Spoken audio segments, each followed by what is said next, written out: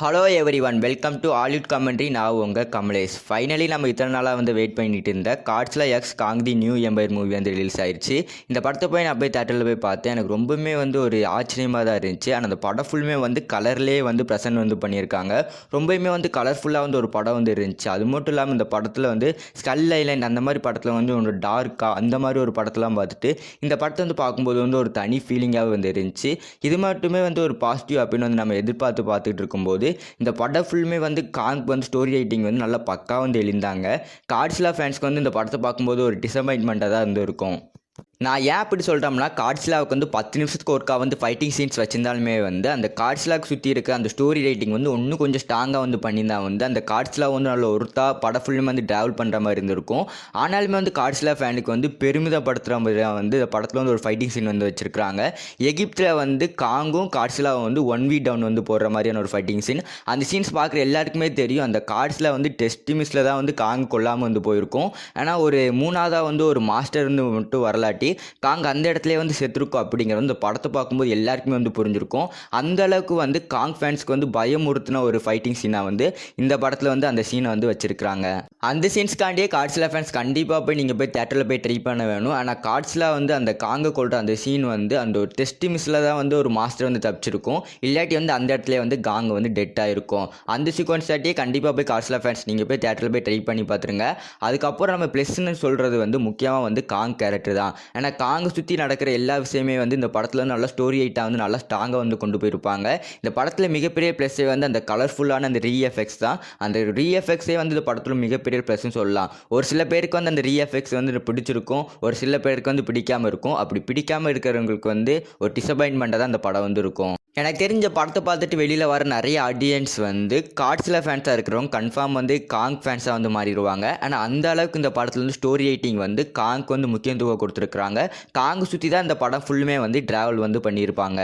இந்த படத்தில் ஹியூமன்ஸில் எதுக்கு யூஸ் பண்ணாங்க அப்படின்னு தெரியுது. இந்த படத்தோட ஸ்டோரி மூவ் பண்ணுறோம் அப்படிங்கிற ஒரே காரணத்துக்காண்டியே இந்த படத்தில் ஹியூமன்ஸை ட்ரை பண்ணியிருக்காங்க. மற்றபடி இந்த படம் ஃபுல்லுமே மாஸ்டர்ஸ் மட்டும்தான் ட்ராவல் பண்ணிக்கிட்டு இருக்கோம்.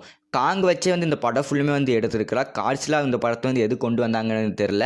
அந்த சப்போர்ட்டிவ் கேரக்டருக்காண்டி மட்டும்தான் அந்த படத்தில் காட்ஸ்லா கொண்டு வந்திருக்காங்க அப்படின்னு நினைக்கிறேன். ஏன்னா அந்த காட்ஸ்லாவுக்கு அந்த ஸ்டோரி ரைட்டிங் முக்கியமாக ஒன்று கொஞ்சம் ஒருத்தா கொடுத்துருக்கணும். அதை இவங்க மிஸ் பண்ணிட்டாங்க. அடுத்து நம்ம பார்க்க போகிறதே நம்ம படத்தோட வில்லன் அந்த ஸ்கார்கிங் பற்றி தான். அந்த ஸ்கார்கிங் கேரக்டர் எப்படி சொல்கிறதா அந்த காங் எல்லாத்தையுமே ஒரு கட்டுப்படுத்த ஒரு ராஜா மாதிரி தான் அந்த ஸ்கார்கிங் கேரக்டரை கட்டியிருப்பாங்க. அப்படிப்பட்ட அந்த வில்லனை எப்படி நம்ம காங் கொள்றாரு அப்படிங்கிறது இந்த படத்தை ஸ்டோரி வைஸாக போயிருக்கும். பர்சனலாக இந்த படத்தோட ஸ்டோரி வைஸ் ரொம்பவே பிடிச்சிருந்தது. ரீஎஃபெக்ட்ஸ், அதுக்கப்புறம் அந்த கலர்ஃபுல்லான அந்த ஸ்க்ரீன் அப்படின்னு இந்த படம் ஃபுல்லுமே ப்ளஸ்ஸாக சொல்லிக்கிட்டே போகலாம். அதுக்கப்புறம் காட்ஸ்லா ஃபேன்ஸ்க்கு மட்டும் இந்த படம் ஒரு டிசப்பாயின்மெண்ட்டாக இருக்குமே தவிர காங் ஃபேன்ஸ்க்கு ஒரு திருப்திகரமான படமாக தான் இது இருக்கும். இந்த படத்தில் ஹியூமன்ஸ் காட்டினாலே முக்கியமான ஒரு கேரக்டர்னா அது டார்பர் கேரக்டர் சொல்லணும். அந்த கேரக்டர் மட்டும் தான் காங்க்கு ஒரு ஹெல்ப் பண்ணுற ஒரு கேரக்டராக இருக்கிறதே தவிர மற்றபடி இந்த படத்தில் வர எல்லா ஹியூமன் கேரக்டருமே காங்க்கு ஒரு சம்மந்தமே இல்லாமல் எதுக்கு அந்த கேரக்டரில் கொண்டு வந்தாங்க அப்படின்னு எனக்கு புரியவே இல்லை. அதுவே முக்கியமாக கிளைமேக்ஸ் ஃபைட்டிங்கில் அந்த எபித்தில் ஃபைட்டிங் நடக்கிற மாதிரி இருக்கும். அந்த டெட்டே அந்த படத்தில் காட்டினது ஒரு தப்பான இதாக இருக்கும். ஏன் அப்படி சொல்கிறேன்னா அந்த இடத்துல மக்கள் இடத்தி நிறைய இருக்கும்.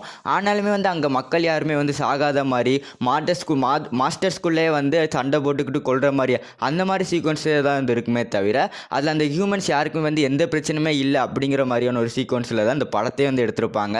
அது இந்த படத்தோட பெரிய மைனஸ் அப்படின்னு சொல்லலாம். ஓவராலாக இந்த படத்தை காட்ஸ்லா ஃபேன்ஸ், அதுக்கப்புறம் காங் ஃபேன்ஸ், அதுக்கப்புறம் கிட்ஸ் அப்படின்னு எல்லாருமே கண்டிப்பாக ட்ரை பண்ண வேண்டிய மூவி. ஆனால் இந்த படத்தில் கிளைமேக்ஸ் சீனில் நம்ம படத்தோட வில்லனான கார்கிங்கை காட்ஸ்லாவும் காங்கு சேர்ந்து துவம்சம் பண்ணுற மாதிரியான சீக்வன்ஸில் சீன்ஸில் வச்சுருப்பாங்க.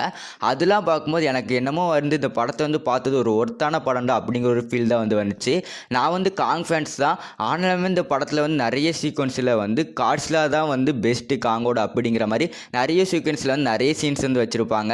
அதெல்லாம் பார்க்கும்போது காங் ஃபேன்ஸுக்கு சரி ஒரு டிசப்பாயின்மெண்ட் தான் இருக்கும். ஆனால் காட்ஸ்லா ஃபேன்ஸ்க்கு அதெல்லாம் பார்த்து நல்ல நிம்மதி அடைஞ்சிக்கலாம். ஓவரால் இந்த படத்துக்கு ஐஎம்டிபி ரேட் நீங்களே இந்த படத்துக்கு ஐஎம்டிபி ரேட் கமெண்ட் பாக்ஸில் கமெண்ட் பண்ணிடுங்க.